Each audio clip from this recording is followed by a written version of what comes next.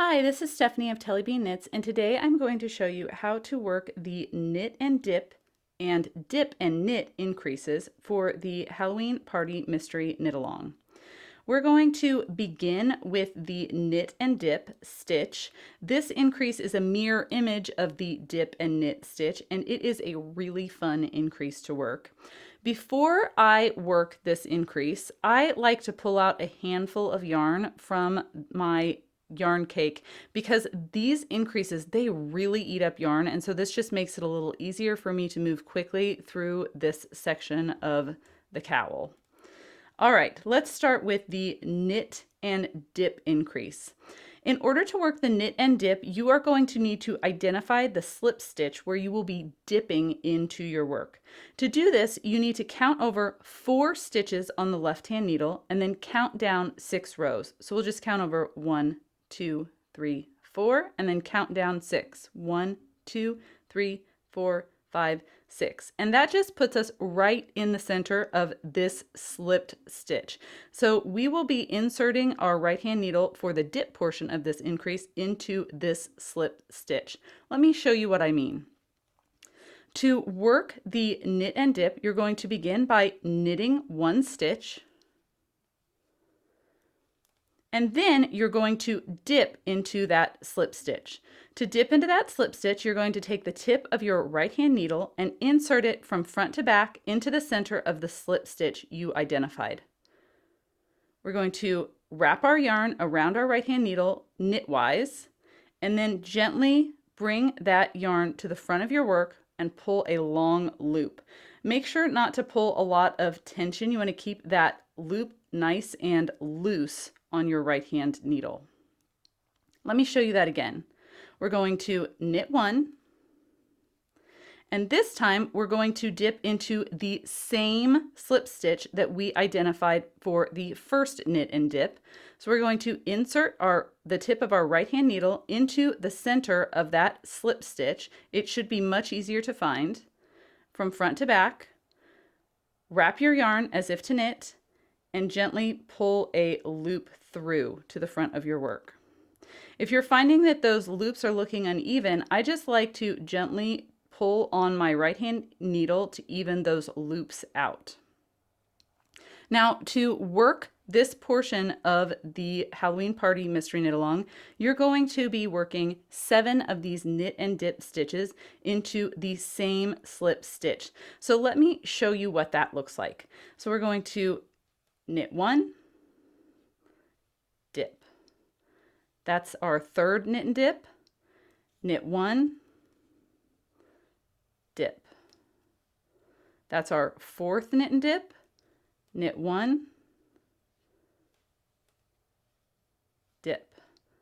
That's our fifth knit and dip. Knit 1, dip. That's our sixth knit and dip. And now we're ready for the 7th knit and dip, the final knit and dip for this little wig that I am creating. So for the final knit and dip, I just want to point something out to you, that these increases are opening up that slip stitch so that it becomes a kind of eyelet at the base of all of these increases. It's so pretty. I find that if I'm ever having any trouble getting my needle into the center of that slip stitch as I go back and forth, dipping back into the same stitch, it's helpful to pinch just below that slip stitch to hold it open when I'm working the dip portion of the knit and dip. By pinching just below there and holding that stitch open, it makes the eyelet larger, which makes it easier for me to put the tip of my right hand needle into that slip stitch. So let me work my 7th knit and dip. So I'm just going to knit 1 and then dip, and you can see I'm pinching here, dip into the center of that slip stitch, wrap my yarn knitwise, and bring that through to the front of my work.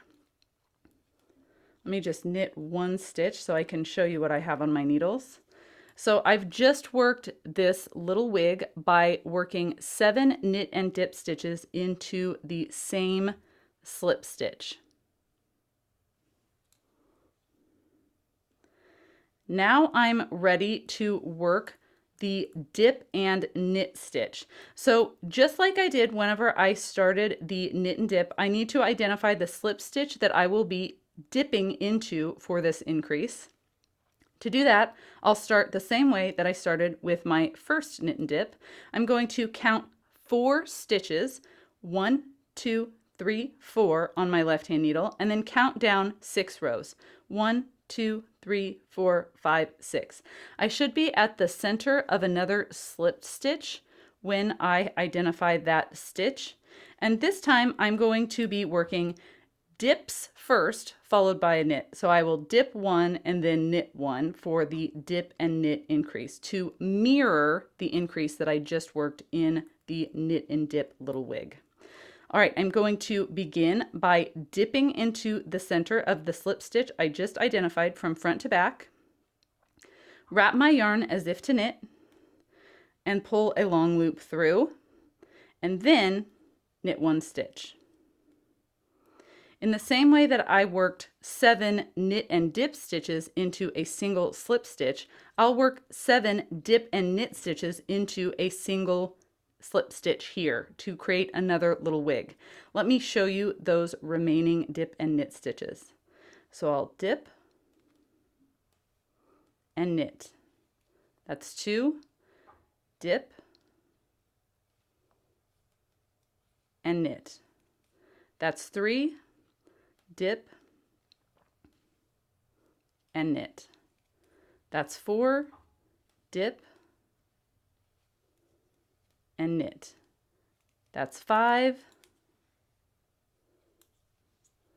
dip and knit. And I'll show you one more little trick before I finish this.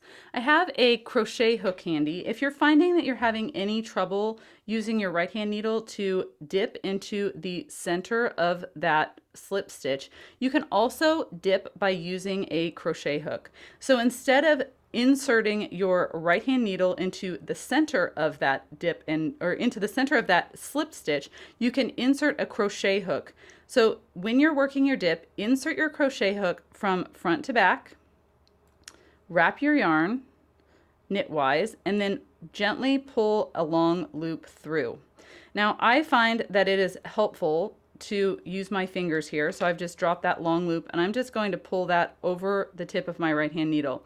When I use a crochet hook to pull those dips through, I find that the tension on the long loops is not as even as when I use my right hand needle, but that is okay. All you need to do is just give that yarn a gentle tug.